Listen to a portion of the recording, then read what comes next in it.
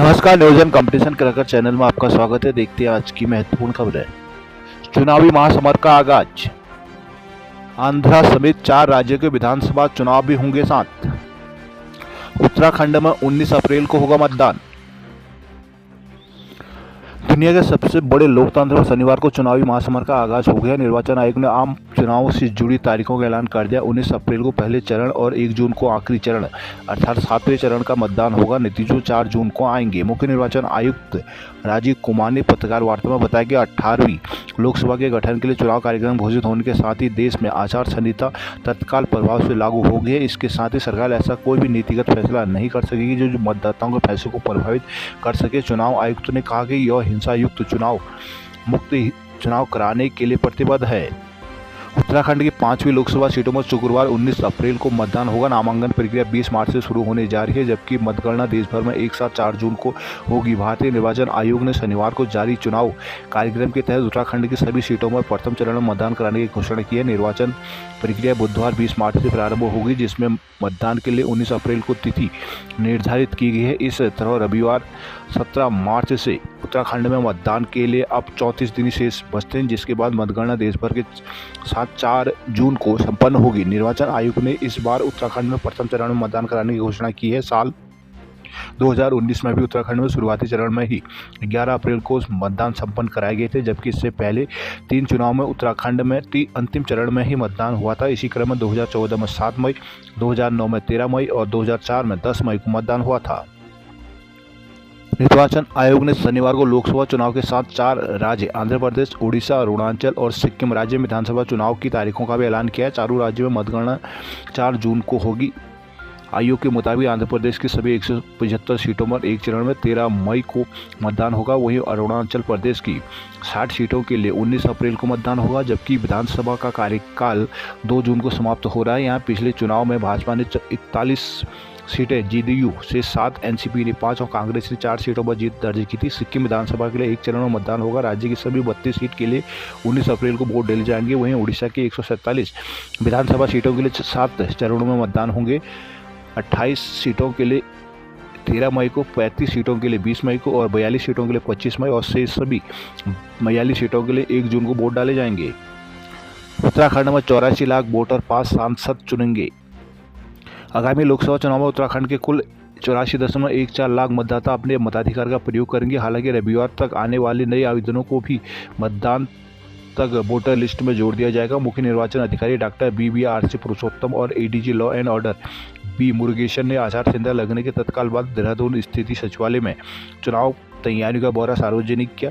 पुरुषोत्तम ने बताया कि शनिवार तक प्रदेश में कुल मतदाता संख्या 84.14 लाख के पार पहुंच गई। इसी बीच नामांकन की अंतिम तिथि से 10 दिन पहले तक प्राप्त आवेदनों को भी मतदान तक वोटर लिस्ट में जोड़ दिया जाएगा। इस तरह रविवार 17 मार्च तक प्राप्त आवेदन अभी अंतिम वोटर संख्या में दर्ज होंगे। उन्होंने बताया कि इस बार आयोग ने 85 साल से अधिक उम्र के बुजुर्गों और 40 साल से अधिक दिव्यांग मतदाताओं को घर पर मतदान की सुविधा प्रदान की। इस श्रेणी में 65,177 बुजुर्ग और 79,965 दिव्यांग मतदाता आते हैं। BLO इन मतदाताओं से संपर्क कर घर मतदान कराने के लिए फार्म भरवाएंगे। यह सुविधा स्वैच्छिक रहेगी। इस मौके पर अपर मुख्य निर्वाचन अधिकारी अजय विजय जोगदंडे, संयुक्त मुख्य निर्वाचन अधिकारी नमामि बंसल प्रताप साहा और सहायक निर्वाचन अधिकारी मस्तू दास शामिल हैं।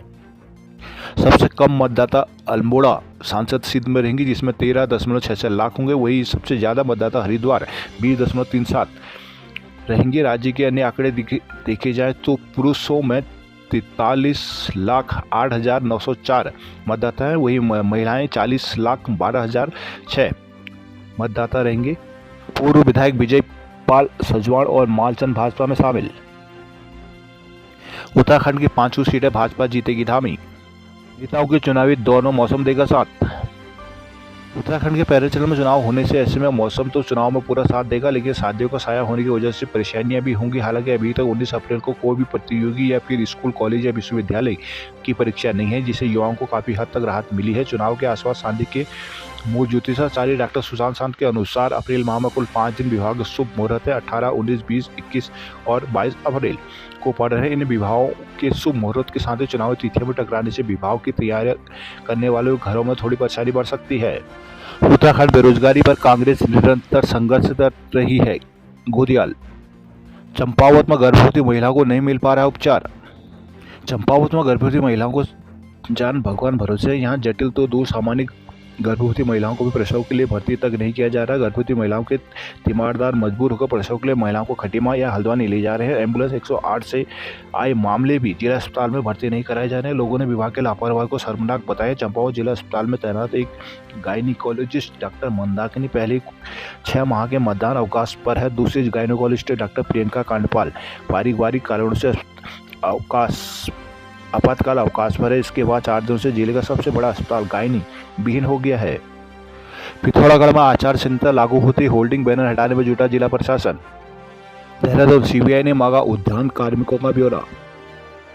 उद्यान विभाग के चर्चित नर्सरी चयन पौध खरीद मामले में उद्यान विभाग के कार्मिकों के साथ ही उनके रिश्तेदार में सीबीआई के रडार पर आ गए हैं। सीबीआई ने उद्यान निदेशक से दून, देहरादून, नैनीताल, उत्तरकाशी के डीएचओ कार्यालय, चौबटिया स्थित निदेशक कार्यालय, दून स्थित एडी कार्यालय के सभी अधिकारी कर्मचारियों का ब्यौरा मांगा। न केवल कार्मिक बल्कि उनके रिश्तेदारों की पूरी जानकारी सीबीआई को चाहिए थी। सभी के नाम, पते के साथ बैंक खातों की पूरी जानकारी, पैन नंबर को भी सीबीआई ने मांगा, जिसके लिए कार्मिकों के बैंक खातों के लेन देन और अन्य वित्तीय खरीद फरोख्त की जांच की जा सकेगी। सीबीआई के ताज़ा पत्र से उद्यान विभाग में खलबली है। उद्यान निदेशक ने सीबीआई से चिन्हित दफ्तरों के एचओडी से कार्मिकों का ब्यौरा मुहैया कराने के आदेश दिए हैं। मालूम हो कि हाईकोर्ट के आदेश पर सीबीआई उद्यान विभाग को नर्सरी कंपनी के चयन, बीज, पौध खरीद और विभिन्न प्रकार के महोत्सव के आयोजन में हुई वित्तीय अनियमितताओं की जांच कर रही है। मामला प्रकाश में आने पर सरकार ने पिछले साल जून 2023 में तत्कालीन उद्यान निदेशक डॉक्टर एचएस बावीजा को सस्पेंड कर दिया था। सीबीआई बावीजा भी एक बार पूछताछ कर चुके हैं। डॉक्टर बावीजा से पूछा तो पूर्व गठित एसआईटी की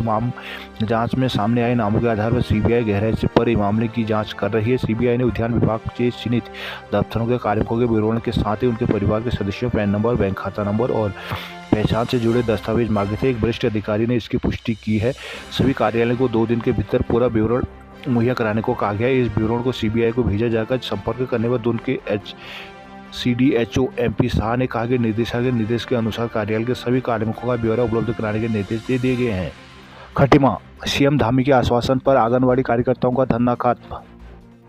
खटीमा आंगनबाड़ी कार्यकर्ताओं का 26 दिनों से चल रहा धरना समाप्त हो गया। शनिवार को आंगनबाड़ी कार्यकर्ता एसोसिएशन की ब्लॉक अध्यक्ष अमरजीत कौर ने मुख्यमंत्री पुष्कर सिंह धामी के आश्वासन के बाद धरना समाप्त करने की जानकारी देते हुए काम पर वापस लौटने का एक पत्र बाल विकास परियोजना अधिकारी को सौंपा है। प्रदेश संगठन के आह्वान में मानदेय वृद्धि सहित विभिन्न मांगों को लेकर आंगनबाड़ी कार्यकर्ता बीते 19 फरवरी से कार्य बहिष्कार कर बाल विकास कार्यालय के सामने धरने पर बैठी थी। संगठन पदाधिकारी व सरकार से कई दौर की वार्ता के बाद शनिवार को कार्यकर्ताओं ने धरना समाप्त कर घर लौटने का निर्णय लिया है। कार्यकर्ताओं की मांग पर सरकार ने राज्य में संचालित होने वाली सभी मिनी आंगनबाड़ी कार्य केंद्रों को उच्चीकरण कर दिया है। इस पर कार्यकर्ताओं ने सरकार का आभार जताया। इस दौरान उपाध्यक्ष पुष्पेंद्र कौर, कमला बिष्ट, इंदिरा पोखरिया आदि शामिल रही।